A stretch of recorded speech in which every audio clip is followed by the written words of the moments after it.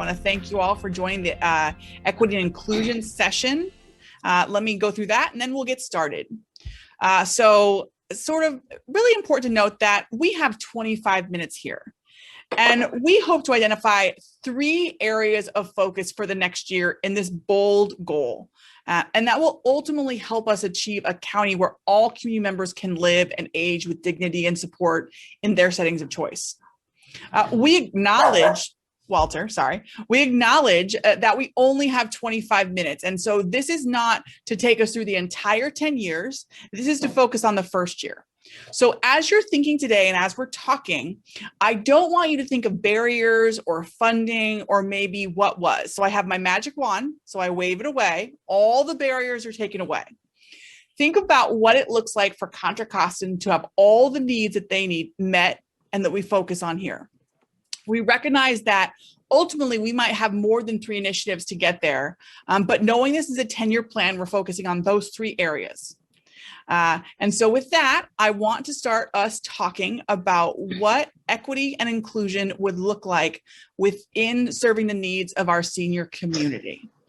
I also want to encourage you to please use the chat as well to record your ideas. We're going to be pulling from there for our report out.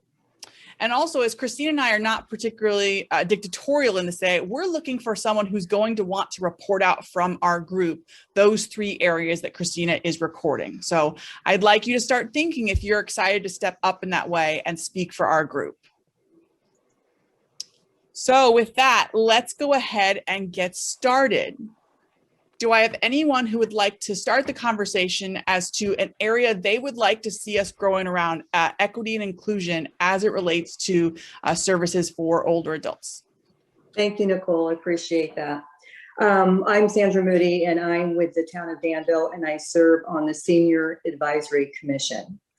And I'm just really honored to be a part of this group and hear from all of you.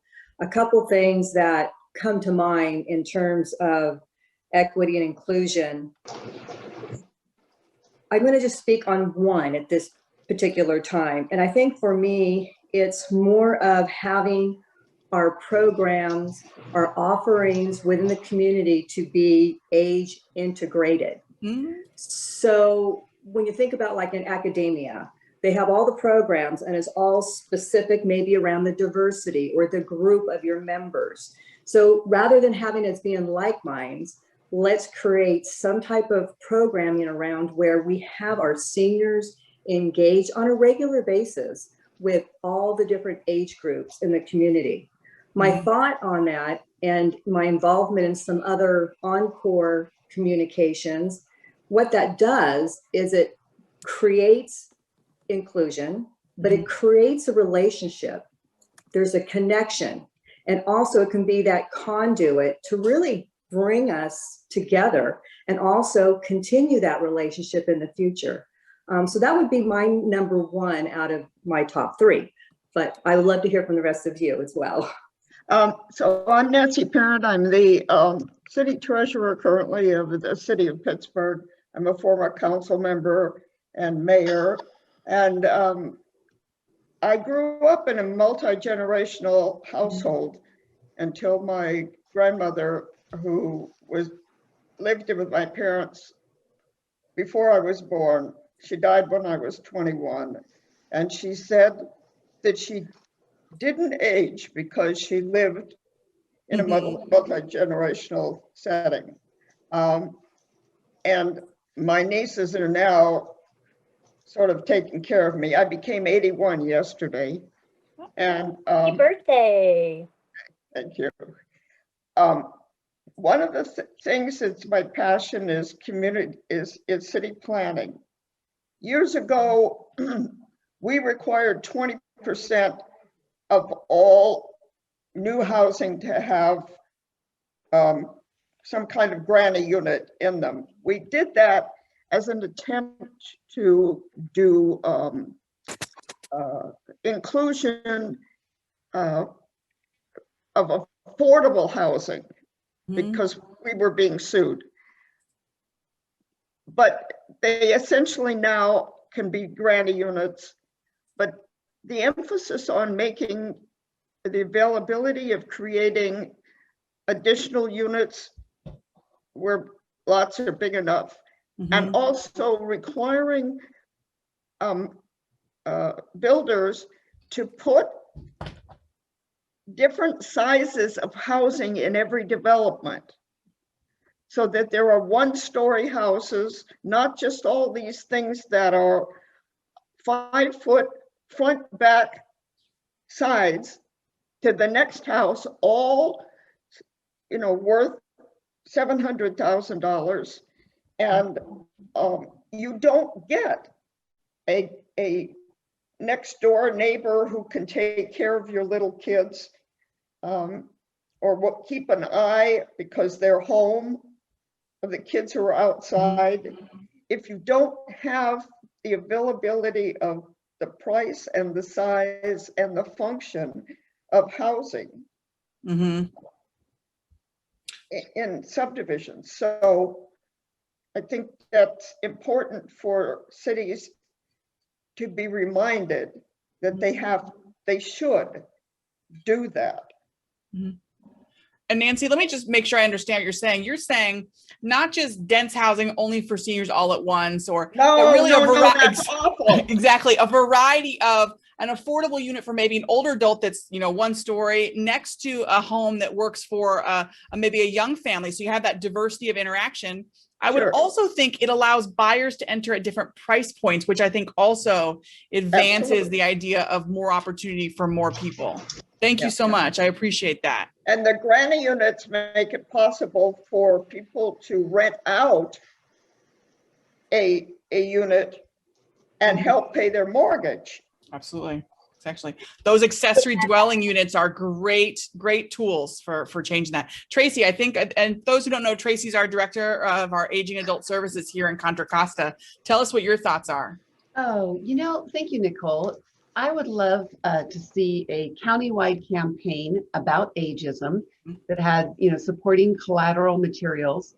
And one of the things that I'm requesting of our county as an employer is I would like to see there be a module about ageism that is provided to every single employee that we onboard. You know, we have other modules around racism and discrimination and what it's like to be a public servant, but I'd like to see every single employee that walks in the door learn a little bit about ageism and aging. Love that. That's amazing. Good idea. What do other folks think? Susanna, yeah. I'm Susanna Meyer. I'm here in my role as a district representative for State Senator Steve Glazer. I'm also an elected council member for the city of Brentwood, wearing that hat, but I'm certainly learning some things I want to take back with me. What I wanted to bring up is about the engagement and communications piece. As an example, in a recent wildfire season, when the air quality was very low, there was danger about being outside, I spoke with our fire district and asked how communications were being handled with our older residents. And Brentwood has a lot of older residents and communities that are specific to 55 plus. And he was talking about social media, Twitter and Facebook store, which is great for our older adults who use those platforms. But I feel like we need to make absolutely sure that in doing any communications and education and share of resources, that we find other avenues of communications and not just assume that they're going to be on Twitter and see that up-to-date last-minute information that way. And obviously, because of that saying, of course, the languages considered as well. Yeah, good point, Susanna. Thank you. Michelle, did I see you? I'm so sorry if I didn't get you before. Michelle Pope, and I'm the CEO of Alzheimer's Services of the East Bay here in Alameda County, but I am a 35-year resident of Concord, California.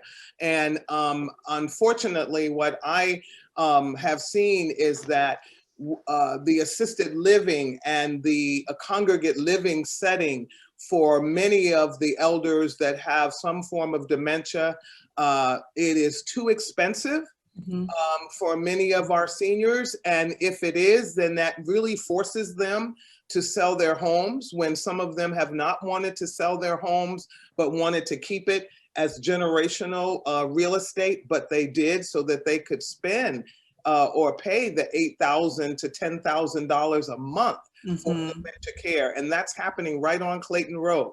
So, and again, as a person that works with seniors, that's an issue. I love the idea of intergenerational. I had the opportunity to see the program in Belgium before the pandemic, where that's what they have done. They have taken college students and they are then not having to pay for tuition. And what they're doing is living in apartment settings with the seniors. Not only is that such a rich environment for the senior, but they always have somebody that's checking on them. And then we're supporting that country is supporting a generation of people to maintain their higher education. And I think that would be a phenomenal. I'm thinking now about the Naval Weapons Station. And is there an opportunity going forward to ensure that some of that housing that is being earmarked there be earmarked for the intergenerational type of housing and zone it that way? Because the no plans have nothing, you know, stuff is being put to paper now. Yeah, good point. My input. Thank you. And it's great to see all of you. Michelle, can I raise up something I think I hear you talking about? Because you and I have talked about this before, that part of the reason why, you know, assisted living is so expensive, and what ends up happening is you get people who can afford it in assisted living care and people who can't in skilled nursing. And as the ombudsman, we've seen how deadly that was this last year. I would advance two things. That part of the equity around aging is equity for the workforce, is what I think we need to be looking at. Many of the caregivers are women and are often people of color, are first generation, yet we're not paying them fairly enough to live. And we're also not creating pathways for them. So I know this is not the workforce session, but you know, I'm passionate about it. So I would wonder to tease out the idea of the workforce as part of the equity initiatives. And also that it isn't just congregate living or not congregate living, but we can look at how we're paying for it. Maybe it just doesn't have to be the only way that we're paying for it as a state. Doesn't have to be only skilled nursing. Maybe we're starting to pay more for that assisted living, more social care, you know, and that's an opportunity.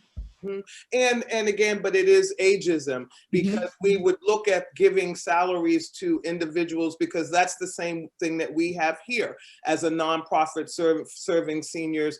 And we are not allowed to go over a certain amount in salaries in order for us to get grant funding. So at the end of the day, that's ageism. If we were serving a different population, that would not be a criteria, because I've seen it. And so again, ageism is hurting us structurally within the way we can reimburse the workers, as well as then what we can make available to a financial, you know, economic, multi-economic family. So I'm with you 100%. Very true, very true. If I may? Yeah, absolutely. Steve, chime in. Sure. I'm, as many people have said, I'm totally on board with Sandra's point about intergenerational programming. I'm with Elder Tech Academy, and our program is intergenerational with young tutors, high school students, helping older adults learn and understand and master computer and mobile technologies. And I can attest to the impact of intergenerational programming. The impact's enormous. And so, but across the board, what we're seeing is that more and more resources, whether it's transportation or healthcare, are accessed online. And it seems like older adults are largely out of the loop because they're not learning technology in the workplace. They're not in a school program, so they're not learning it the way young kids do. And so we have to help older adults with access to the technology, not just getting folks access to the web and broadband, but also providing them with some education, some you know, to understand how to actually get access. It's not going to matter if everybody's got access and everybody's got a great phone and everybody's got a computer if they don't know how to use it. And the frustration level is pretty high if you're trying to get to that and you don't understand it. The other thing I think is that there's got to be outreach. I think in the pandemic, what we saw with the health department, who did such a great job getting vaccines to folks, is that the folks who need it the most have the hardest time accessing it. So there has to be outreach to find out how we can get the technology to the folks who don't have access to it now. Good point. Thank you, Steve.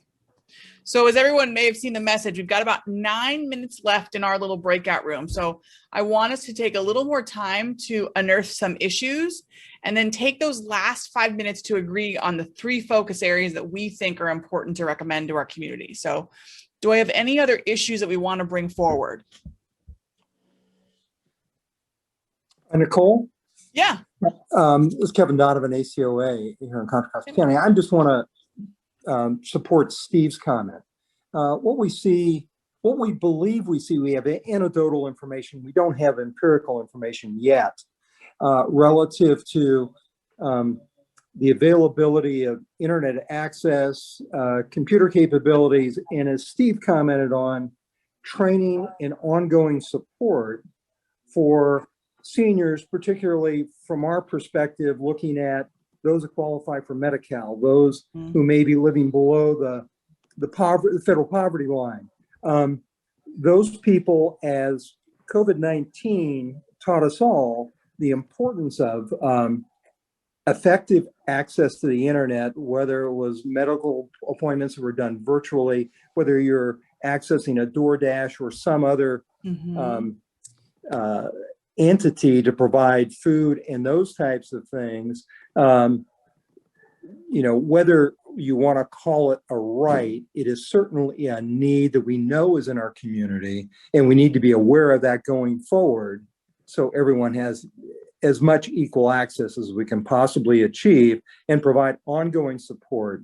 So as software programs evolve, our targeted members of the senior community are supported on an ongoing basis. Yeah, I hear that. Thanks, Nicole. Really appreciate that.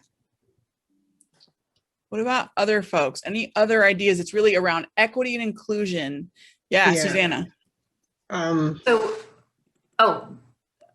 sorry. Let's go Casey and then Susanna. Yeah, Casey. and then come back. Yeah. Several years ago, I started taking care of my mom when she was diagnosed with dementia. And she ended up in John Muir Hospital in Concord. We live in Pittsburgh, to tell you my location. And so when it got to a point that as far as her primary care physician in Concord could care for her, they were going to refer her out to another doctor. And we had this conversation about geriatric care because we live in Pittsburgh. They wanted to send her to Pittsburgh. However, there was no geriatric doctors in Pittsburgh. And so we had a offline conversation about medical care and care for people of color, especially the elderly, and a heart-to-heart private conversation. My mother ended up taking her to Rossmore, Walnut Creek, John Muir. She got the best care possible. Simultaneously, her sister, who's a couple of years older than her, has dementia currently. And I had conversations with cousins and with other family members and other people about the type of care they received in the city in East Contra Costa County, not just in Pittsburgh, but East Contra Costa. It was night and day. The difference of care that was provided to my mom in Walnut Creek compared to what they were getting in Antioch, Oakley, Pittsburgh, Brentwood was like, I could not believe the interactions I was having with her doctors compared to the interactions and the conversations that they were having. I think that we need to kind of pull the sheets back and really look at how we're treating not only people, our family members that are aging, but the aging people, BIPOC population. Yeah. Because there is a discrepancy that is ugly. Yeah. Casey, I want to thank you for bringing that up because I do think that's a core issue. I want to give Susanna, give you a minute or so, and then we're going to quickly agree on our 3 priority areas. So Susanna, what were you thinking? Mine is more a question, and it really is kind of inclusive of all the different breakouts, is how do we find the people that slip through the cracks? I mean, how do we identify the people that need the resources and need the support and need us to talk with them to find out what their concerns are, more than the people that are all connected, that are able to go to senior centers, that are able to get out and take part in city activities? How do we find the people that fit through the cracks, that need support? Absolutely. Good point. So we need to select 3 priority areas. And remember, you're supposed to remove, don't say, oh, we couldn't do it 10 years ago, we don't have the funding. For diversity and inclusion, let's talk about what's the first area you think we should focus on as Contra Costa. And I'm happy to go over the notes to give you guys a playback of what you've said. So having our programs and offerings within the community be age integrated, creating programming that allows our older adults to be involved on a regular basis and are inclusive, but also creates relationships between everyone who is a part of the programming. Multi-generational housing that creates inclusion and affordability, creating granny units and ADUs, developing additional units that are built intentionally with access and space in mind. Cities should work with developers to create small and large homes that allow people with different income levels and access needs live in a community together. Countywide, we need a countywide campaign about ageism with collateral materials. Tracy is requesting that the county have a module that includes ageism as a part of the training. Engagement and communication during wildfires and other types of emergencies. We need better communication that is accessible for older adults. Social media works for some, but we need more inclusive communication for all. Congregate settings are too expensive and force individuals to sell their homes and not have the option to create generational wealth for future family members. We need affordable multi-generational housing options. Oops, my computer just moved. Developing programs where students who need housing and older adults who are interested in housemates live together for mutual benefits is one idea. In addition, equity for the caregiving workforce would potentially bring down the cost of some congregate settings and allow for affordability, but keeping to increasing salaries for all caregivers, regardless of the setting, is something that we want to improve and work towards. We need to improve training and education for older adults on how to utilize the technology and the evolving technology that continues to change. We also need an outreach plan on how to reach the individuals who do not currently have access to technology. COVID-19 taught us the benefits and effectiveness of internet access and how important it is to be able to utilize technology for different opportunities. We need better healthcare options and equity for older adults who have limited access to geriatric care in Contra Costa County. Regardless of the economic status of the community they live in, healthcare should be equitable across the county. I feel like Casey's comments at the end around like sort of equitable medical care across Contra Costa County feels to me like something that should be primary. Can we agree on that as one? Yeah, okay. We only got about 50 seconds left. What do folks feel about, I feel like Tracy's comment around an anti-ageism campaign, kind of like what they did in San Francisco with specific modules for county employees to address ageism within the county and how they can break down those barriers. I would say yes, but I would also add disability. It's too governmental. You have to include what Steve said. The educational for the people who are not connected just needs to get them started. Okay. So we could maybe say a diversity, an ageism campaign, a variety of campaigns.